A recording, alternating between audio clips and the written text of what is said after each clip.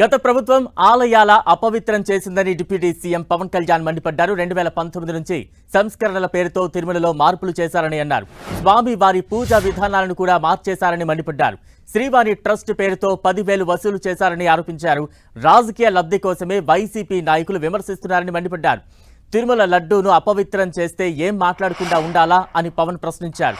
తప్పులు చేసిన వారిని జగన్ ఎలా సమర్థిస్తారని నిలదీశారు. దోషులకు శిక్ష పడాల్సిందేనని పవన్ ఆగ్రహం వ్యక్తం చేశారు. దోషులకు శిక్ష పడాలి. ఫుడ్ అడల్టరేషన్ ఇది మేము కాదంటున్నా. టీటీడీ బోర్డు అప్పుడు టీటీడీ బోర్డు బాధ్యత తీసుకోవాలి.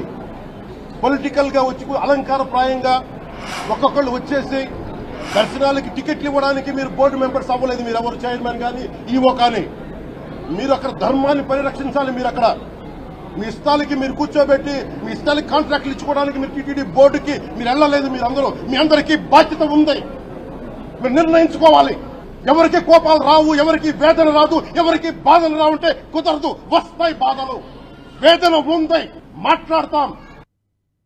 వీళ్ళు 1000 రూపాయలు కొన్నదాన్ని వీళ్ళు 360 రూపాయలకే వస్తుందని చెప్పి ఎవరో మిడిల్ మ్యాన్ వచ్చి చెప్పారు. ఆ మిడిల్ మ్యాన్ ఎవరు? దీని మీద సంతకం పెట్టింది ఎవరు? మీరు 1,00,000 లడ్డూలు మీరు అయోధ్యగా పంపించినప్పుడు మాట్లాడింది ఎవరు? చెక్ చేశారా? క్వాలిటీ చెక్ చేశారా? కోట్లాది మంది భగవంతుణ్ణి విశ్వాసం ప్రకటించే ప్రతి ఒక్కరి ఈ రోజున బాధకు గురయ్యారు. నాకు నిజంగా ఇంకో వేదన కూడా ఉంది. ఇది ఇంకొకరి నిందించట్లా. తిరుమలలో ఉండే ఇంత మంది సేవ చేసుకునే వ్యక్తులు కానీ మీరందరూ హిందువులే కదా. మీరందరూ టీటీడీలో ఉండే వందలాది మంది ఎంప్లాయీలు, మీకు ఉద్యోగులు, వేలాది మంది ఉద్యోగులు, మీరందరూ ఏం చేస్తున్నారు? మీరు హిందువులు కాదా? మీరు స్వామివారికి అపవిత్రం జరుగుతూ ఉంటే మీరు కల్తీ జరుగుతుంది మీకు తెలిసి కూడా మీరు ఎందుకు కాముకున్నారు? అయోధ్య రామ మందిరం కోసం దానికి కూడా వీళ్ళు 1,00,000 1,00,000 లడ్లు ఇలా బీఫ్ తోటి, పిగ్ ఫ్యాట్ తోటి, ఫిష్ ఆయిల్ తోటి కలిపిన లడ్డు 1,00,000 లడ్లు కొన్ని శతాబ్దాలుగా అయోధ్య రామ మందిరం కావాలని చాలా ప్రతిష్టాత్మకంగా తీసుకుంటే దానికి కూడా తిరుపతి లడ్లు, టీటీడీ లడ్లు, ఇది దేశం అంతా దీన్ని కదిలిపోయింది. ఈ రోజున చాలా అవకతవకలు జరుగుతూ ఉన్నాయి. ప్రసాదాలు కల్తీ జరుగుతూ ఉన్నాయి. సరిగ్గా లేవు. ప్రసాదం నాణ్యత పోయింది. డబ్బులు కలెక్ట్ చేస్తున్నారు. రిసిప్ట్లు ఇవ్వట్లేదు. అసలు టీటీడీ మీద కూడా వైట్ పేపర్ రావాల్సిన అవసరం ఉంది. ఇవన్నీ కూడా మేము చాలాసార్లు అనుకుంటా ఉన్నాం. కానీ ఈ స్థాయిలో కల్తీ జరుగుద్దని, కల్తీ ఉంటుంది, ఫుడ్ అడల్టరేషన్ ఉంటుంది, చేసే తిండిలో కల్తీ ఉంటుంది, అన్ని దేవాలయాల్లో కూడా ప్రమాణాలు పాటిస్తున్నారా లేదా అన్న చర్చ బయటకు వచ్చింది ఈరోజు. సో టీటీడీ బోర్డుని కాన్స్టిట్యూట్ చేసిన వైసీపీ ప్రభుత్వం 2019 నుంచి సంస్కరణల పేరుతోటి అంతకుముందు చాలా తప్పులు జరిగినాయనే వాటితోటి చాలా మార్పులు చేర్పులు పట్టుకొచ్చారు. స్వామివారి పూజా విధానాలు మార్చేశారు. శ్రీవాణి ట్రస్ట్ అని పేరు పెట్టి దాని మీద 10,000 రూపాయలు టికెట్ పెట్టారు ఒక్కొక్క వ్యక్తికి. ఒక్కొక్క కుటుంబం వస్తే 5 మంది, 4 వస్తే తక్కువ కాకుండా వాళ్ళకి 50,000 రూపాయలు.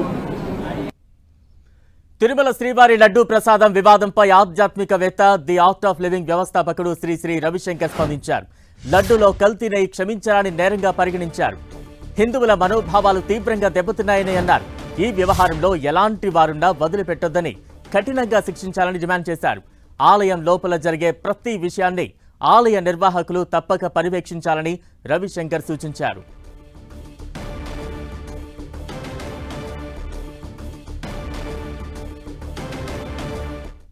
Stuff in it should all be very strictly punished. Adulteration should be done with in this country, and for the temple management we need to see that it is under the supervision of saints and swamis and spiritual leaders, because see, it's only Hindu religion which does not have at the helm of the affairs the religious leaders. The temples are not ruled by, are not managed by religious leaders except a few one. So we need to have a committee of spiritual leaders, both north and south, They should oversee.